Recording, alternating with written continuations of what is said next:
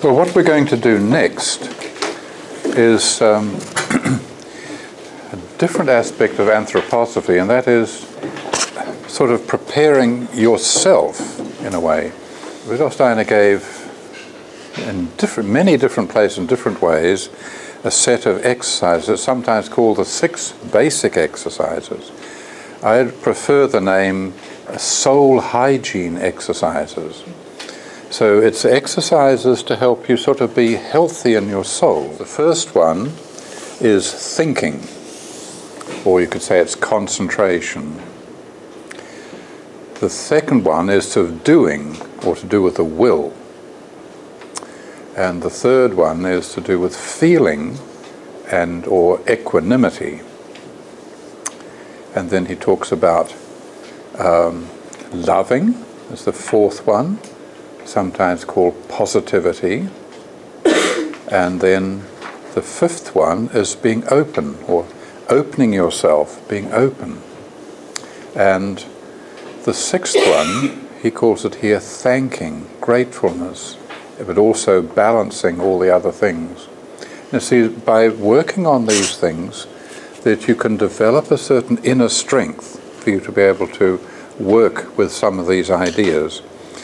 And his suggestion is that you take with one exercise and you work with it daily for a month. If you want to set a habit, try doing something for a month, and then it becomes into your etheric body, and then it becomes a habit. So it's a habit of life, because it's connected with the life body. And then he suggests that when you've got that as a habit, then you can add a second one, and then a third one. This control of will exercise has an element of acting on your own initiative. And again, the exercise is put in a very simple form as an exercise. It says, do a simple act without a specific purpose at a set time or occasion each day. A simple little act. And the next page gives some examples. You decide to do a simple act daily at a set time or occasion during a period of 4 weeks. This act does not have to have a particular meaning and is only useful for the exercise. The act would be anything. Pulling your left earlobe. You see, just to remember to do it is one thing. I mean, it's not hard. It's not going to break your back or the bank balance. You know? Taking out your handkerchief and putting it back into your pocket again. You have to sort of draw your conscious into that and do it. Untying and tying your shoelaces. Oh, well, that won't work today. Rolling back one sleeve of your sweater. The variations are endless, but make sure that you have the necessary attribute with you when you need it. Perhaps attribute's the wrong thing. I mean, obviously, to do the bike one, you have to have the bike. Well, you always have your earlobe, but you might necessarily have the handkerchief or whatever. And so that thing is sort of setting a time, and you can do the exercise at the same fixed time every day, or, and this is more difficult, you can decide on a time each day in the morning. The difficulty of this exercise is not to think of a senseless act, that's not the difficulty, but to do it every day. The thing is that, you know, to remember tomorrow at some time, if you say, you know, if I say at 10:15, I'm going to do, or whatever it is, or 11:15, I'm going to just pull the pen out, look at it, and put it back again. You know, that something like that, can you remember to do that? Doing the exercise an hour before the set time, again 15 minutes before the set time, 5 minutes, and then the phone rings or somebody says something, you, and the next time remember it's an hour later. Oh, that happens again and again. You think, I'm going to do this exercise, I'm going to get it right today, I'm going to do it. And then the next time think, oh, that was an hour ago I was supposed to do it. And you really want to do the exercise, and it just doesn't happen. If you're late for the exercise, though, it's still good to do it as it raises your consciousness. Just like your mind wanders, trace it back.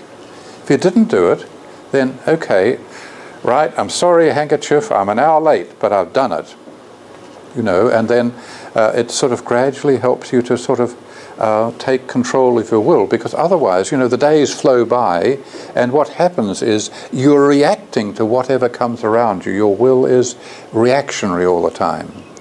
And so it's this thing of trying to build up this thing.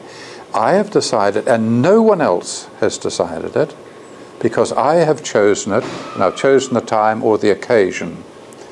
By occasion, I mean that you might say, the occasion is whenever I go through the store, I pull my left earlobe or something, or right earlobe, you know, that, and so it's not saying an occasion of when a minute hand passes a certain point, but some other occasion that it means that your consciousness raised up, that is the occasion I chose. It doesn't have to be tied to a clock, though often the clocks are mentioned in the process.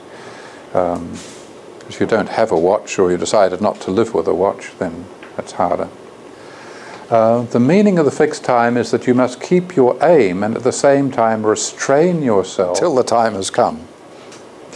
Which is interesting, isn't it? You know, to restrain yourself. No, it's not time, it's in a minute's time. Then I'll do it. Your awareness of what you really want will grow by this. The exercise is called acting on your own initiative, or that's one of the names you can call it.